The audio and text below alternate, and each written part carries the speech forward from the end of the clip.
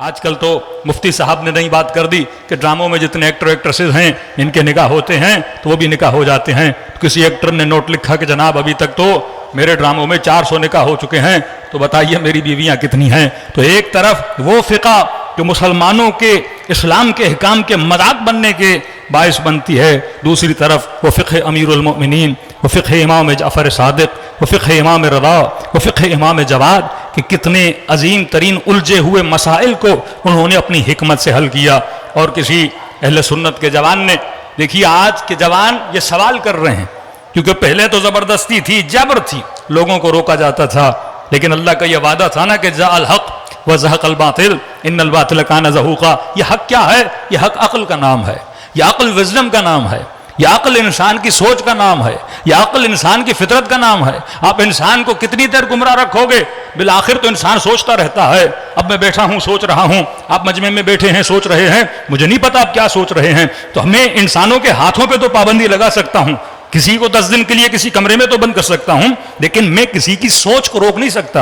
आप लोगों को जिंदान में डाल सकते हैं, लेकिन लोगों की सोचों को बंद नहीं कर सकते। तो अल्लाह कहता है जो फितरत मैंने इंसान को दी है, ये सोच जो इंसान सोचता है कि कोई जालिम कैसे अच्छा हो सकता है, कोई कातिल कैसे अच्छा हो सकता है, कोई जुल्म करने वाला कैसे अच्छा हो सकता है। वाकई हक़ व बातिल क्या है? एक तरफ कुरान कहे झूठों पे लानत, एक तरफ कुरान कहे जालिमों पे लानत, एक तरफ कुरान कहे तोहमत लगाने वालों पे लानत। ये एक अलग उसूल कुरान बता रहा है। और जब तारीख में जाते हैं, किसी ने कत्ल कर दिया तो मुसलमान के नहीं, इसे आप बुरा नहीं कह सकते। किसी ने इल्जाम लगा दिया का बुरा नहीं कह सकते। किसी ने जबरदस्ती जिना कर दी, ये कहते हैं आप बुरा नहीं कर सकते, वो खता इज्तिहादी थी। तो एक तरफ कुरान अब इंसान की सोच सोचने पर मजबूर है। कि एक जवान है सोशल मीडिया पे बहुत ज्यादा अहले बैत की मोहब्बत पे काम कर रहे हैं, मुफ्ती हमदर्द साहब, उन्होंने एक बहुत बड़ा सवाल उठाया, और वो सवाल वाकईन एक मुस्लिम मुआशरे में उठाया जाना चाहिए। उन्होंने कहा वाकईन ये कहां पे लिखा है कि हमने अगर फ़िक़ा लेनी है तो मसलन सिर्फ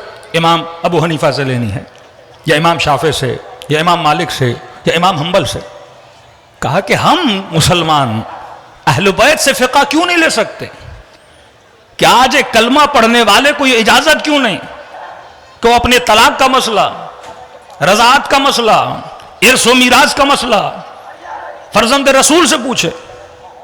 एक तरफ हुक्म मोहब्बत है, दूसरी तरफ आप गैर अहले बैत के पास जाके तो पूछ सकते हो, कि हम पूछ क्यों नहीं सकते?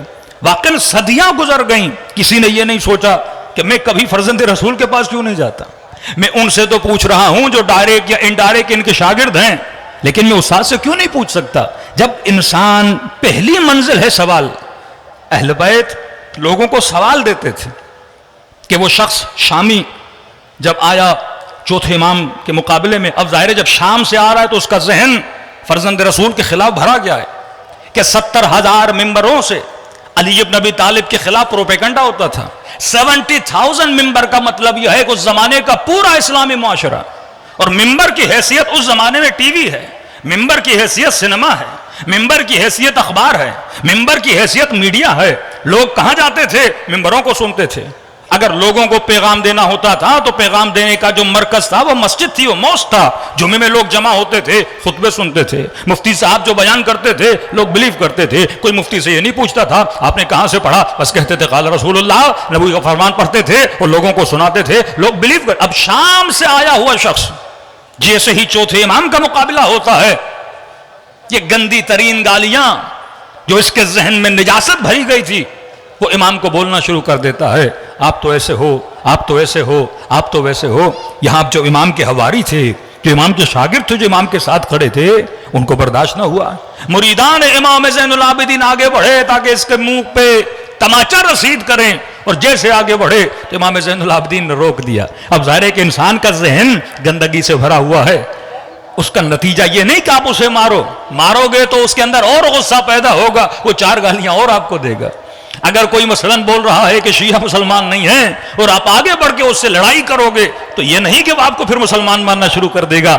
आप उसके जहन में सवाल पैदा करो, आप अपने किरदार से, अपने अमल से यह साबित करो कि जो प्रोपेगेंडा तुम्हारे जहन में भरा गया है वो प्रोपेगेंडा गलत है।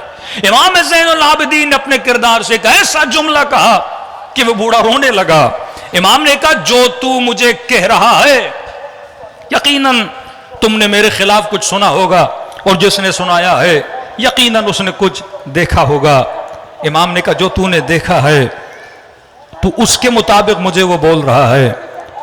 और फरमाया जो तूने नहीं देखा, जो ऐब अल्लाह सत्तारुल अयूब है वो छुपाए हुए हैं, अगर वो जाहिर हो जाएं तो तू मेरे लिए क्या कहे। वो जब इमाम की इनकिसारी देखता है और इमाम के ये दुआया जुमले सुनता है तो इमाम से माफी कहने पर मजबूर हो जाता है। यही वाकया इमाम हसन के लिए पेश आता है। शाम में आने वाला शख्स, अब पता नहीं ये कहाँ का है, लेकिन जैसे इसने गालियां देना शुरू कर दी तो मेरे इमाम ने फरमाया ये लगता है कि तू शाम से आया है, तेरा मिजाज शामियों से मिलता है, तेरी गालियां शामियों से मिलती हैं। और कहा कि सुनने दोस्त, तू बड़े दूर से सफर करके आया है, यहाँ पे नया नया है, अब ये बता तू थका हुआ होगा, गालियां तो मुझे बाद में दे देना, लेकिन तू मुसाफिर है, इस शहर में मेहमान है, अगर खाना नहीं खाया तो हसन तुझे खाना खिला दे, अगर सोने के लिए जगह नहीं तो मेरे घर में आके सो जा, अगर तेरे पास सवारी नहीं मैं तुझे सवारी देने के लिए तैयार हूं, अगर तेरे पास लिबास नहीं मैं तेरे बदन पे लिबास पहनाने के लिए तैयार हूं। कहता है हसन इब्न अली, जो मैंने सुना था वो और है, जो मैंने देखा है वो और है, जो दुश्मन ने कान भरे हुए हैं वो और चीज है,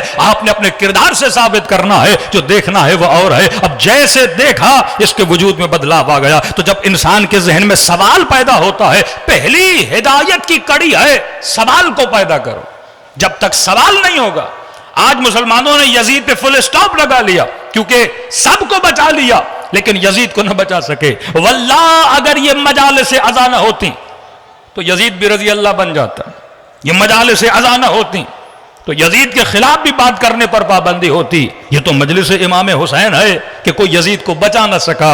ये सवाल जहनों में पैदा होना चाहिए कि वो मुआशरा जो फातिह बदर बना, वो मुआशरा जो अपने घरों को तकसीम कर रहा था, वो मुआशरा जिसमें उखुवत का दर्स दिया जा रहा था, ऐसा क्या हुआ नबी के जाने के बाद? अरे यही मुआशरा जो नबी का कलमा पढ़ता है वो अपने नबी के नवासे को कत्ल करने के लिए आगे बढ़ा। जब तक इस कैंसर को नहीं ढूंढा जाएगा, जब तक असबाब को नहीं ढूंढा जाएगा, तब तक इंसान उस मुआशरे की इस्लाह नहीं कर सकता। सल्लल्लाहु अलैहि मोहम्मद व आले मोहम्मद।